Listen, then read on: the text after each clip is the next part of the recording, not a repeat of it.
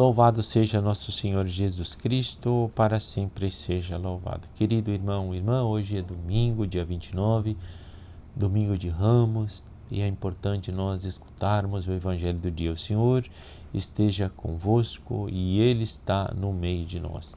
Proclamação do Evangelho de Jesus Cristo segundo Mateus. Glória a vós, Senhor. Paixão de nosso Senhor Jesus Cristo.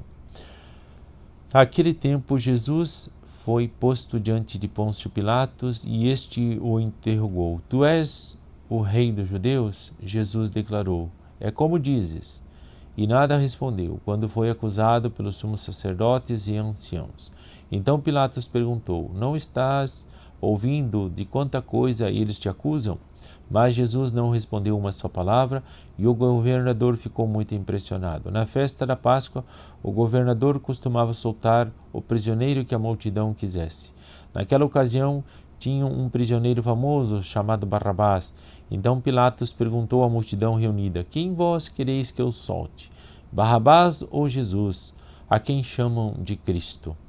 Pilatos bem sabia que eles haviam entregado Jesus por inveja.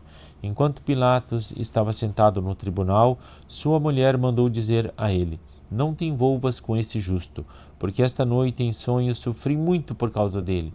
Porém, os sumos sacerdotes e os anciãos convenceram as multidões para que pedissem Barrabás e que fizessem Jesus morrer. O governador tornou a perguntar: Qual dos dois quereis que eu solte? Eles gritaram: Barrabás.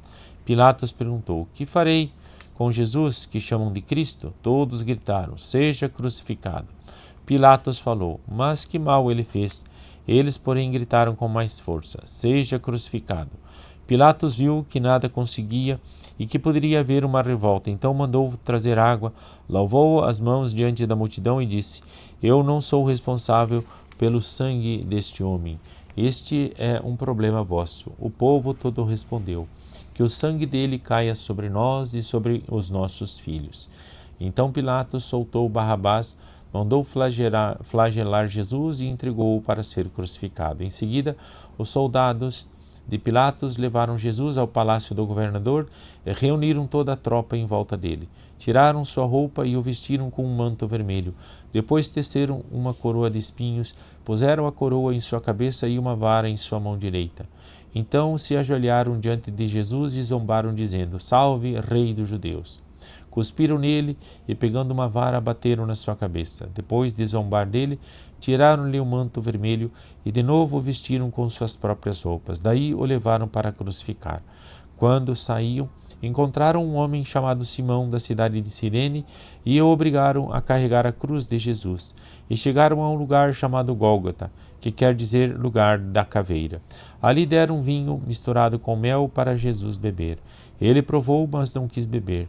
Depois de o crucificarem, fizeram um sorteio repartindo entre si as suas vestes, e ficaram ali sentados, montando guarda. Acima da cabeça de Jesus puseram o motivo da sua condenação. Este é Jesus, o Rei dos Judeus. Com ele também crucificaram 2 ladrões, um à direita, outro à esquerda de Jesus. As pessoas que passavam por ali o insultavam, balançando a cabeça e dizendo: Tu que ias destruir o templo e construí-lo de novo em 3 dias, salva-te a ti mesmo. Se és filho de Deus, desce da cruz. Do mesmo modo, os sumos sacerdotes, junto com os mestres da lei e os anciãos, também zombavam de Jesus. A outros salvou, a si mesmo não pode salvar. É rei de Israel, desce agora da cruz. Acreditamos e acreditaremos nele. Confiou em Deus, que o livre agora, se é que Deus o ama, já que ele disse: Eu sou o Filho de Deus.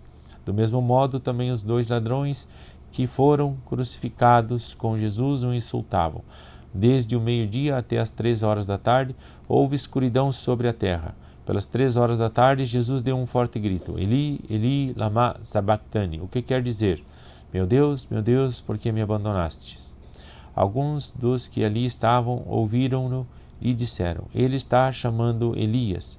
E logo um deles, correndo, pegou uma esponja, ensopou-a em vinagre e colocou-a na ponta de uma vara e lhe deu para beber. Outros, porém, disseram: Deixa, Vamos ver se Elias vem salvá-lo. Então Jesus deu outra vez um grande grito e entregou o Espírito.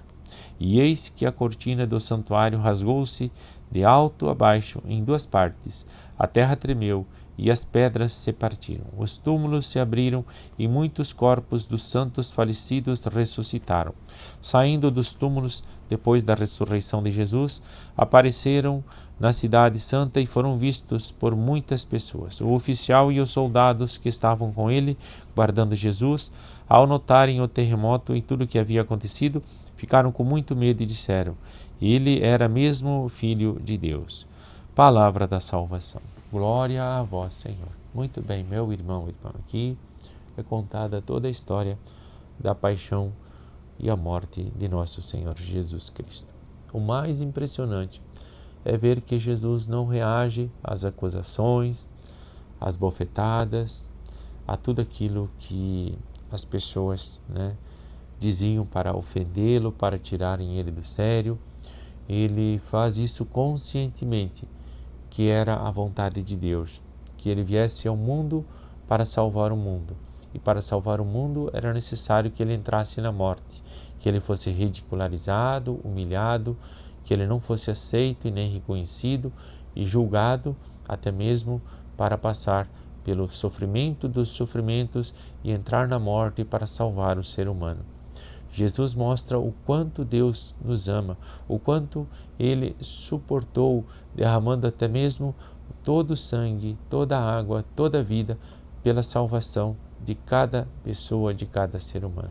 E isso é um amor incondicional. Não temos como agradecer, não temos nem como nós verdadeiramente retribuir a Deus.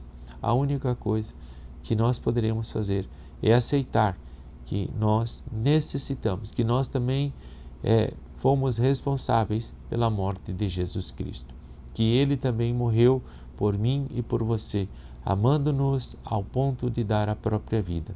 E a minha resposta é eu ser humilde, obediente e fazer a vontade de Deus, ou seja, ser santo como o próprio Deus é santo, amando a Deus com todo o meu coração, com toda a minha alma, com todas as minhas forças, com toda a minha inteligência durante toda a minha vida. Mais que o dinheiro, mais que o sucesso, mais que os prazeres da carne e também colocar-me a serviço, fazer ao outro aquilo que eu gostaria que o outro fizesse para mim e não me preocupar se eu também for ridicularizado, perseguido, apedrejado e até morto, porque aí sim estarei fazendo a vontade do Senhor. Que Deus Pai Todo-Poderoso vos abençoe, Pai, e Filho e Espírito Santo. Amém.